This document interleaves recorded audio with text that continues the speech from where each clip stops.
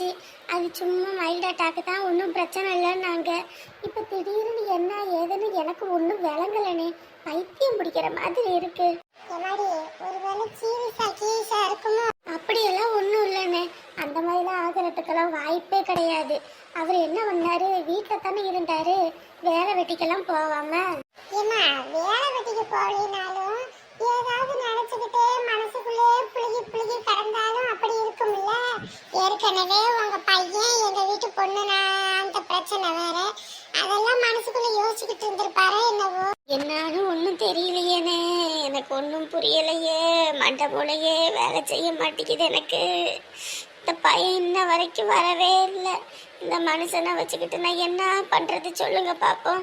அடியாத மாடு படியாது. சின்ன வயசுல பிள்ளைய அடிச்சு உதச்சு வளர்த்தீங்கன்னா இன்னைக்கு இப்படி வலுவட்டையா போயிருப்பானா சொல்லு பாப்போம்.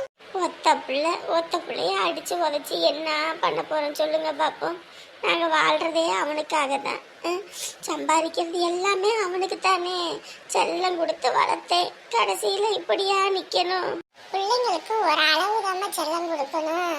நம்ம பாட்டுக்கு அள்ளி கொடுத்தோம்னா இப்படித்தான் கடைசியில கை கட்டி நிக்கிற மாதிரி ஆகி போயிடும். டாக்டர்களா உள்ள போறாங்க வராங்க, உள்ள போறாங்க வராங்க, ஒன்னும் சொல்ல மாட்டேங்கிறாங்க. வேற ஏதோ சொன்னாலாவது தெரியும். என்ன எதுக்கு ஒரு எட்டு உள்ள எட்டி பாக்குறீங்களா?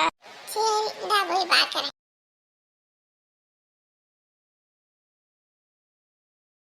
என்ன பண்றாங்கன்னே ஒன்னும் புரியவும் மாட்டேங்குது. டாக்டர் செக்கப் பண்ணிக்கிட்டு இருக்காருமா. ஏன்னா சாதாரண மைல்டு அட்டாக் மாதிரி தான் ஏதாவது இருக்கும். அதுக்கே இப்படி ஒன்றும் சொல்லாம பண்ணிக்கிட்டு இருக்காங்க. ஒன்னும் வழங்கலையே, ஒன்னும் வழங்கலையே.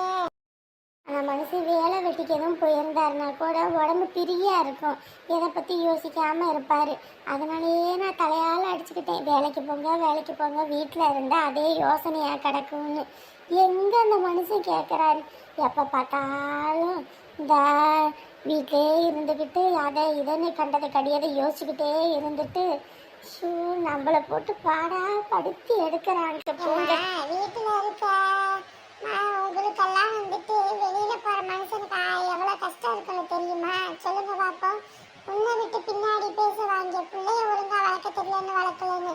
குடும்பத்துக்காக மாடா உழைச்சு ஓடா தெரிஞ்ச மனுஷன் இன்னைக்கு இப்படி வந்து படுத்து கிடக்குறாரு பத்தி உனக்கு கவலை இல்லை.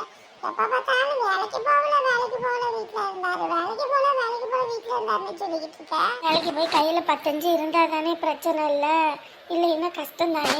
போமா நீ என்ன ஆளு நீ எல்லாம்.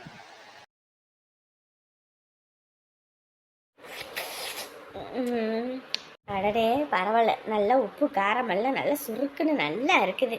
ஏம்மா சோறு ஆயிடுச்சா, குழம்பாயிடுச்சா, சாப்பிடுவோமா? ஏண்டி எப்போ பார்த்தாலும் திங்கிறதே யோசிச்சுக்கிட்டு இருப்பியா? மனுஷன் வாழ்றதே சோறுக்கு தானம்மா, அப்புறம் எனக்கும் பசிக்கும்ல. இன்னைக்கு தான் பசிக்காம இருக்குது. எப்போ கேட்டாலும் பசின்ட்டே தான் கிடக்கிறேன். கல்யாணம் ஆக போகிற புள்ள காலையில் எந்திரிச்ச நல்லா குளிச்சு புட்டு தலையெல்லாம் சீவி கட்டி புட்டு பூவெல்லாம் நல்லா எடுத்து தலைக்கு வச்சுக்கிட்டு அப்படி இருந்தால் எவ்வளோ அழகாக இருக்கும். மூஞ்சும் கழுவுறதில்ல, பல்லும் விளக்குறதில்ல, எந்திரிக்க வேண்டியது பாண்ட மாதிரி அங்கே இங்கேன்னு உலாவ வேண்டியது, அப்புறம் சோறு ஆக்கின நேரம் வந்து கொட்டிக்கிட்டு அங்கிட்டு இங்கிட்டு சுற்ற வேண்டியது. போ முதல்ல போயிட்டு குளிச்சு முடிச்சு நல்லா தலையை சீவி பூவை வச்சு பொட்டை வை போ. அட போமா நீ வேற, சும்மா குழி தலைய சீவு பூவை வை பொட்டை வையின்னு கடுப்பா இருக்குது. அந்த காலத்துல நாங்கெல்லாம் வீட்டு வாசப்படியை விட்டு வெளியே வரணும்னா கூட தலையை சீவு பூ வச்சு முகத்துக்கு மஞ்சள் போட்டு அப்படி தாண்டி வருவோம். இந்த காலத்துல பிள்ளைங்களுக்கு மூஞ்சிக்கு மஞ்சள் போடுறதுனாலே வலிக்குது பாவக்கா மாதிரி. கொஞ்சம் தலையை சீவாது பூவை வைக்கலாம்ல. தோட்டத்துல அவ்வளோ பூத்து குலுங்குது, பார்க்க அம்புட்டு ஆசையா இருக்குது. நான்லாம் வைக்கிற மாதிரி இருந்துச்சுன்னு வச்சு தள்ளி போடுவேன், வைக்க முடியாத சூழ்நிலை. பையடி அள்ளி போடியே. உங்க அண்ணி தான் சரி இதுக்கெல்லாம். காலையில எந்திரிச்சதும் அடுப்படிக்கு வாரால இல்லையோ போய் குளிச்சுப்புட்டு நல்லா தலை சீவி பூவை வச்சுட்டு அடுத்து தான் மற்ற வேலையை பார்ப்பா. அதுதானே குடும்பத்தை கொண்டுக்கு அழகு. காலையில் எந்திரிச்சு புருஷன்மாருங்க வேலைக்கு போகும்போது பொண்டாட்டி முகத்தில் முடிச்சுட்டு போனால் அம்புட்டு சந்தோஷமாக இருக்கும். அப்படி இருந்தா நீ இப்படி இருந்தீன்னா நல்லா கீழுன்னு தான் இருக்கும். அதுவும் இல்லாமல் உங்கள் அத்தையெல்லாம் பெரிய குடும்பம். அவங்க வீட்டிலலாம் நீ இப்படி இல்லாமல் இருந்தேன்னு வையி, நம்ம வீட்டில் இருக்க மாதிரி இருந்த அப்புறம் அடித்து பற்றி விட்டு போடுவாளுங்க. போய் முதல்ல குளிச்சு பூ வச்சுட்டு வா, குழம்பானோன்னு சோத்தை எடுத்து போடுறேன். ஐயோ என்னம்மா நீ வேற. நான் வேற நீ வேறன்ட்டு போடி, போய் முதல்ல குளிச்சுட்டு வாடி. ஏண்டி எனக்கு அத்தை வைக்கிற? கல்யாணம் ஆக போகிற புள்ள, நம்ம எதுவும் பேசக்கூடாதுன்னு அமைதியாக பேசுகிறேன். இல்லைன்னு வைக்கி மத்துக்கட்டை எடுத்து சாத்துன்னு சாத்தி விடுவேன். போ. ஸோ இந்த வீட்டில் ஒரு ரூபா சோறு திங்கிறதும் போது நம்மளை என்ன பாடுபடுத்துறாங்க. இவரு அதுக்குன்னு காக்கா குளியல் குளிச்சுட்டு வராத, போய் நல்லா தேய்ச்சி குளிச்சுட்டு வா. ஆ ஆ அப்பா இன்னும் சின்ன பிள்ளை கணக்காவே இருக்க, இவளை வச்சுக்கிட்டு என்ன பண்றது? போ. நாத்தனாருக்காரி வேற சோறு சாப்பிட்றதுக்கு இந்த வந்துடுறேன்ட்டு போனா இன்ன வரைக்கும் ஆளை காணும். இந்த பயலையும் ஆளை காணும். ஷப்பா வீட்லேயே இருப்பாங்க. சோறு குழம்புல ஆக்கி சாப்பாடு போடுற நேரத்தில் எங்கிட்டாவது போயிடுவாங்க. இவங்களுக்கோசரம் நம்ம உட்காந்துக்கிட்டே கிடக்கணும். போ. டேய் மச்சான் தான் இங்க இருக்காங்கடா. ஏம்மா ஏண்டா எம்பிட்டு நேரம்டா உனக்கு போன் அடிச்சுக்கிட்டே இருக்கிறது? என்னடா பண்ணிக்கிட்டு இருந்த நீ? வந்துட்டாங்களா? சொல்லுவாங்களே சாவு சொன்னா கருமாதிக்கு தவறுவாங்கன்னு, அது இதே விஷயத்துல சரியா இருக்கு. போ. ஏண்டா அப்பா ஆடிக்கு வர சொன்னா அம்மாவாசைக்கு தான் வருவீங்களாடா நீங்களாம்? உங்க அப்பனுக்கு முடியலன்னு நாங்க தூக்கி கட்டிக்கிட்டு வரோம். எம்பிட்டு நேரம் போன் அடிக்கிறது? ஒரு போனை எடுக்கிறதுக்கு என்னடா உங்களுக்கெல்லாம் கையில உடவாவா போச்சு? ஏமா என்னமாச்சு அந்த ஆளுக்கு? என்னன்னு தெரியலையேடா, நெஞ்சம் பிடிச்சிக்கிட்டு அப்படியே சாரிச்சிட்டதுடா. எனக்கு அதை பார்த்தோன்னே விட நடுங்கிருச்சு. ஏமா ஏற்கனவே அந்த ஆளுக்கு இப்படித்தானே அனுச்சு, அப்போ ஒன்றும் பிரச்சனை இல்லைன்னு சொல்லிட்டாங்கல்ல. சும்மா ஊசியை போட்டு வீட்டுக்கு கூட்டிகிட்டு வர வேண்டித்தானே. நீ ஆம்புலன்ஸுக்கெல்லாம் கூப்பிட்டுருக்க, சும்மா யாரையாவது கூப்பிட்டு இது பண்ணி வந்திருக்க வேண்டித்தானே. ஆமாண்டா, நல்லா பேசுவீங்க. அவன் இல்லைன்னு வைங்க, நீ எல்லாம் அப்படி சீப்பட்டு போயிருவீங்க. தெரிஞ்சுக்கங்க, அந்த மனுஷன் தான் உங்க குடும்பத்தோட ஆணி வேற. ஒரு அப்பங்க அப்படி விழுந்து கடந்தோனே ஒரு ஆத்தா உனக்கு போன் அடிச்சா வந்திருந்தா அவ பாட்டுக்கு எதுக்கிட்ட ஆம்புலன்ஸ்க்கு கூப்பிடுற? ஆம்புலன்ஸுக்கு கூப்பிட துணைக்கு கூட ஒருத்தனும் வரமாட்டேன்ட்டான். உங்க லட்சணத்துக்கெல்லாம் ஏதோ சங்கர் ரொம்ப நல்ல மனுஷன்ற ஒரே காரணத்துக்காக தான் நானா வந்தேன். இல்லைன்னு வைய எவனும் வரமாட்டானுங்க. ஏம்மா இந்த ஆளு எதுக்குமா கூட்டிக்கிட்டு வந்த? இந்த ஆளு சும்மாவே நொய்யின்னு கிடப்பான். இன்னும் என்னடா பண்ண சொல்ற? எங்கிட்ட என்னால போய் அலைய முடியும்னு சொல்லு பார்ப்போம். உனக்கும் போன அடிச்சு நான் சலிச்சு போயிட்டேன். எடுக்கவே மாட்டேன்ட்டேன். நான் கொஞ்சம் வேலையா இருந்தேன், அதான் எடுக்கல. இந்த பையதான் சொன்னா அவங்க அம்மா ஆம்புலன்ஸில் போறாங்கன்னு. நான் நம்பவே இல்லை, என்னடா இது அப்படின்னு. வீட்டுக்கு போய் பார்ப்போன்னு பார்த்தா அப்புறம் அங்கே இருந்துட்டு சொன்னாங்க இந்த மாதிரின்னு.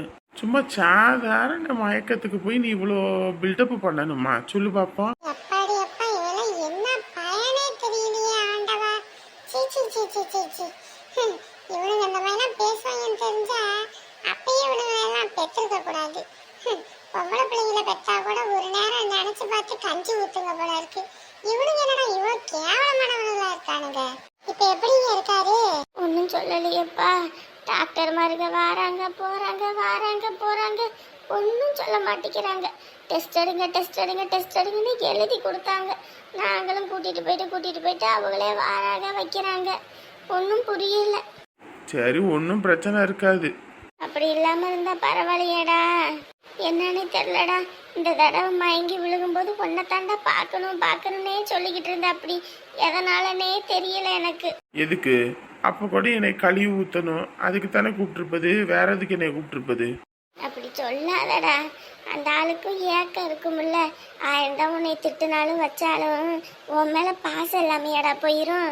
நீ பெத்த புள்ளடா, அதுவும் ஒத்த புள்ள. அந்த மனுஷன் திட்டுறது மட்டும்தான்டா உனக்கு தெரியும். நீ எங்கிட்டும் போய் கஷ்டப்பட்டுறக்கூடாதுன்னு அந்த மனுஷன் ராத்திரி பகலா உழைப்பதுடா. எனக்கு அதை நினைச்சாலே அம்பிட்டு கவலையா இருக்கு. நீ சின்ன பிள்ளையா இருந்து ஒரு காலேஜ் படிக்கிற வரைக்கும் கூட ஒரு நாளைக்கு ஒரு நேரம் தான்டா வேலை செய்வாரு. ஆனா இன்னைக்கு நீ இப்படி வேலை வெட்டி இல்லாம பொறுப்பு இல்லாம இருக்கவும் காலையில ஒரு ஷிஃப்ட்டு, ராத்திரி ஒரு ஷிஃப்ட்டு, அடுத்த நாள் ஒரு ஷிஃப்ட்டுன்னு 3 ஷிஃப்ட்டு செஞ்சுட்டு ஒரு ராத்திரி தாண்டா தூங்குவது. அப்படியாப்பட்ட மனுஷன்டா சரிஞ்சு கிடக்கும். மனசே வேதனையா இருக்குது. தானே ஆனவனே எனக்கு குத்தி காட்டலன்னா உனக்கு தூக்கம் வராது.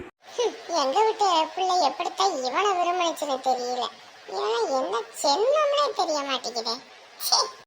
தாய் தகப்பன் உடம்பு முடியாம கிடந்தா கூட பார்க்க மாட்டேங்கிறேன். வாய பாரு வாய. 10 ரூபா சம்பாதிச்சு கொடுக்க துப்பு இல்லைனாலும் இதுக்கு ஒன்றும் குறைச்ச வெங்காயம் இல்லை. என்னங்க இன்னும் செக்அப் பண்ணிக்கிட்டே தான் இருக்காங்க போல இருக்கு. அதான்பா என்ன எதுன்னு சொல்ல மாட்டேங்கிறாங்க. சொன்னாதானே நமக்கு கொஞ்சம் தைரியமா இருக்கிறதுக்கு. சரி இரு, அந்த ஆளை பார்த்துட்டு வந்துடுறேன். பிள்ளையெல்லாம் விட மாட்டேங்கிறாங்க. அந்த சன்னல் வெளியில தான் இருந்து பாக்குறதா இருக்கு. இந்தா போய் பார்க்குறேன். பாவண்டா எப்படியா அந்த மனுஷன் ஓட விட்டு அடிப்பாரு. இன்னைக்கு பாரு எப்படி ஓஞ்சு போய் கிடக்குறாருன்னு. ஒன்றும் இல்லைடா, சும்மா ஆஸ்பத்திரியில் செக்அப் பண்ணுறாங்க. ஊசி மாத்திரை மருந்து கொடுத்தா வீட்டுக்கு அனுப்ப போகிறாங்க. பாவி கரப்பா கரைஞ்சா கல்லும் கரையணும் வாங்கி. இவன் என்ன கல்லு கணக்கா இருக்கிறான். இந்த வீட்டில் ஒரு ரூபா சோறு திங்கிறதும் போதும் நம்மளை போட்டு படுத்தி எடுக்கிறாங்கய்யா. அதை பண்ணு இதை பண்ணு இதை பண்ணு அதை பண்ணுன்னு. ஐயோ அத்தை என்ன இங்க வந்திருக்காங்க? ஐயோ அம்மா கிட்ட போய் சொல்லுவோம்.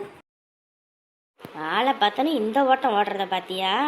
குத்தம் உள்ள நெஞ்சு குறுகுறுக்க தானே செய்யும். ஆசையில பாத்தி கட்டி நாத்து ஒண்ணு நட்டு நாம் பூவாகி. அம்மா அம்மா அம்மா அடியே அடியே, எதுக்கிட்டு இப்படி உயிர் போற மாதிரி ஓடி வர? உயிர் போலம்மா, எங்க அத்தை வெளியே வந்து நிக்கிறாங்கம்மா. உங்க அத்தையா என்ன போனவ வந்துட்டாளா? சரி சோறு எடுத்து வைக்கிறேன். அப்ப நீ இன்னும் குளிக்கல? அப்பயே சொன்னேன் குளிச்சு போட்டு தலை நிறைய பூவை வையி பொட்டை வையின்னு சொன்னாலே மண்டையில ஏற மாட்டேங்குது. இப்போ ஐயோ அம்மா, உனக்கு புரியுதா புரியலையா? ஏன் அத்தைம்மா என் மாமியார் வெளியே வந்து நிக்கிறாங்கம்மா. நான் மாமியார் வெளியே வந்து நிக்கிறாங்களா? என்னடி சொல்ற? என்னன்னு ஒன்றும் தெரியலையம்மா. கறியை வாங்கி சாப்பிட்டதுனால அவங்களுக்கு தெரிஞ்சு சண்டை கிண்டை போட வராங்களா? அடியே ஏற்கனவே அடி வயிற்றுல புளி கரைக்குதுடி. இதுல நீ வேற கண்டதை கடியதை சொல்லி என்ன பையன் முறுத்தாதடி. அம்மா அவங்கள பார்த்தோன்னே தெரிச்சு போய் ஓடி வந்துட்டேன். வாமா. அடியே உங்க அத்தை வந்தாங்கன்னா வாங்கத்த வீட்டுக்குள்ள வந்து உட்காருங்க காப்பி தண்ணி சாப்பிடுங்கன்னு எதுவும் சொல்ல வேண்டிதானே? அட போம்மா, நீ வேற. அவங்கள சும்மா நாளில் பார்த்தாலே பயமா இருக்கும். இப்போ வேற வந்திருக்காங்க நம்ம வீட்டுக்கு, பயம் இல்லாமல் இருக்குமா? அதான் உருட்டுன்னு ஓடி வந்துட்டேன். இவ ஒருத்தி. சரி வா, என்ன எதுன்னு போய் பார்ப்போம். அம்மா நான் உள்ள இருக்கேம்மா, நீ வேணா போம்மா. அடியே வாடி. அட நீ போம்மா. ஐயோ என்னடா இது, இப்போ எதுக்கு வந்திருக்காங்கன்னு தெரியலையே. என்னங்கடி தங்கம், என்ன பார்க்குறீங்க நீங்க? பாட்டி புதுசா இருக்கேன்னு பார்க்குறீங்களா? பாட்டி புதுசா இருக்கேன்னு பார்க்குறீங்களா? அம்மா இந்தாங்கம்மா, இங்கே வைக்கிறேன், குடிக்க எடுத்து. பிள்ளைக்கு இது தட்டி விட்டுருவாமா, நான் அப்புறமேட்டு குடிச்சுக்கிறேன். அங்கிட்டு வாரமா வை. சரிங்கம்மா. உங்க அத்தைக்கு எடுத்து கொடுமா. அண்ணி டீ குடிங்க. இந்தாங்க அத்தை. பிஸ்கட்டு கிஸ்கட்டு எதையும் எடுத்து வைக்க வேண்டித்தானே? அதான் ஸ்நாக்ஸ் எதுவும் இல்லைன்னு வாங்கிட்டு வர சொல்லியிருக்கேன் அவரை. என்ன முந்தானத்து தான் வாங்கிட்டு வந்த மாதிரி இருந்துச்சு, அதுக்குள்ளேயும் முடிஞ்சு போச்சா? நீங்கள் தானே டீ குடிக்கும்போது ஒரு பாக்கெட்டு பிஸ்கட்டை எடுத்து வச்சு குடிச்சிங்க, அப்புறம் முடியாமல் இருக்குமா? ஏன் நீ வீட்டில் 2-3 பேர் இருக்கீங்க, அப்பப்போ எடுத்து சாப்பிட்றதான், திங்கிறதுக்கெல்லாம் கணக்கு பார்த்துக்கிட்டு இருக்கீங்க. அவங்க அப்படித்தான் திங்கிறதுக்கு கணக்கு பார்ப்பாங்க. ஒரு மனுஷன் வீட்டில் வந்து உக்காந்தா கூட ஐயோ தர தேஞ்சு போயிருமேன்னு கணக்கு பார்ப்பாங்க. அதுக்குன்னு இல்லை, நம்ம தான் வந்து எல்லாம் வாங்கி வைக்கணும்னு சொன்னேன். ஏன் வீட்டுக்கு மருமக வந்தால் மாமியார் எந்த வேலை வெட்டியும் பார்க்கக்கூடாதுன்னு எதுவும் இருக்குதா என்ன? அப்படி எதுவும் சட்டம் கிட்டம் இல்லையே. வீட்டில் என்ன இருக்குது எது இருக்குன்னு பார்த்து மருமவளையே பார்க்கணுன்னா புள்ள குட்டியை வச்சுக்கிட்டு பண்ணுறதும் பார்க்குறதும் வைக்கிறதும் கஷ்டம் தானே. நீங்கள் கொஞ்சம் வந்து எல்லாம் பார்க்கணும் வைக்கணும்.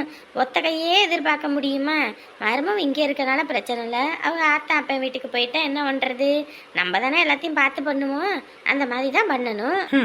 இவங்க சொல்கிற ஒவ்வொரு வார்த்தையும் செருப்ப சாணியில் முக்கி சும்மா நச்சு நச்சு நச்சு நச்சுன்னு அடிக்கிற மாதிரியே இருக்கப்பா. காதெல்லாம் குத்திட்டீங்களாமா? ஆமாம்மா, 11 மாசத்துலயே மொட்டை அடிச்சு காதெல்லாம் குத்தியாச்சு. பிள்ளைங்களுக்கு எல்லாம் பார்க்கணும் வைக்கணும்னு அம்பிட்டு ஆசைப்பட்டேன். என்ன பண்ணுறது, என் தலையெழுத்து உடம்பு சரியில்லாமல் படுக்க போட்டுருச்சு. இல்லைன்னா நான் முன்ன வந்து எல்லாம் பார்த்து பண்ணியிருப்பேன். இப்பயும் பேரன் மடியில் தானே இருக்கிறேன், என்ன பண்ணணுமோ உன் பேரனுக்கு வாங்கி போடு. ம் என் மாமியாருக்கு வாங்கி போடுன்னு தான் வாயில் வரும், அது வாங்கி போடாது. இவங்க கூட இத்தனை வருஷத்தில் 2 துணியை எடுத்து போட்டாங்க. இது இன்ன வரைக்கும் வாயில் வடை சுடுதே தவிர ஒரு நாள் ஒரு பொழுது பேரனுக்கு ஒரு துணி வாங்கி கொடுத்தது கிடையாது. நான் இந்த வீட்டுக்கு வந்து மருமவளாக 3 வருஷம் ஆகிப்போச்சு. இன்ன வரைக்கும் எனக்கு கூட ஒரு சேலை துணி எடுத்து கொடுத்ததில்ல.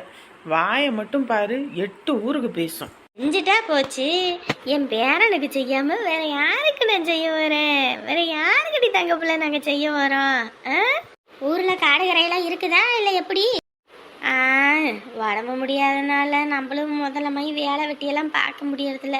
அதனால எல்லாத்தையும் விற்று அது செலவழித்து எல்லாம் பார்த்தேன் வச்சேன். அப்புறம் அவங்க சொந்தக்காரவங்க அவங்க என் நாத்தனார் நாங்கள் அவங்க வீட்டு பிள்ளைங்களுக்கு நகை நட்டு சீர் செய்கிறது வைக்கிறதுன்னு எல்லாம் செஞ்சு முடிச்சாச்சு.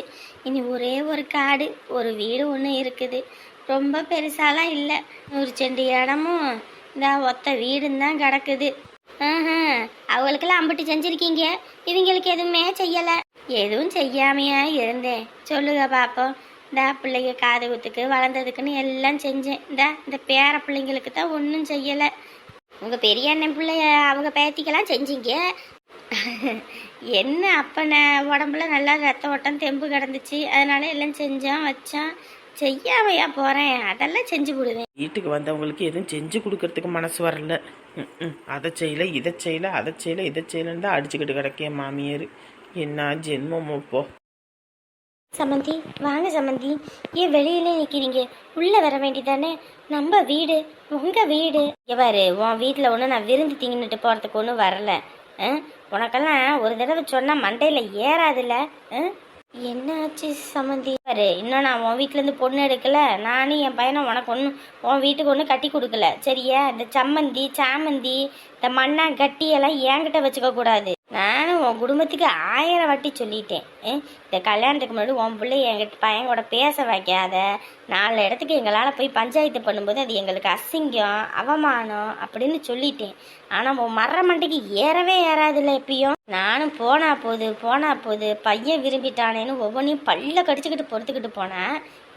என் பையன் வாங்கி கொடுக்கறத அப்படியே நான் மறைச்சி வாங்கி சாப்பிடணும்னு தோணுது உங்களுக்கெல்லாம். காசு கொடுத்து வாங்கி திங்கிறதுக்கு என்ன? நான் அப்பயே சொல்லிட்டேன், நகை போட்டாதான் இந்த கல்யாணம் நடக்கும், இல்லைன்னா நடக்காதுன்னு. அப்படி இருக்கும்போதும் இந்த வேலை பார்த்தீங்கன்னா அப்புறம் என்ன அர்த்தம்? என்ன அர்த்தம்? ஐயோ, நாங்கள் ஒன்றும் பண்ணலை, அவரை தான் வம்படியாக வாங்கி கொடுத்தாரு. அவன் அப்படித்தான் இருப்பான், ஏன்னா சின்ன வயசு, அதனால் அப்படித்தான் இருக்க தோணும்.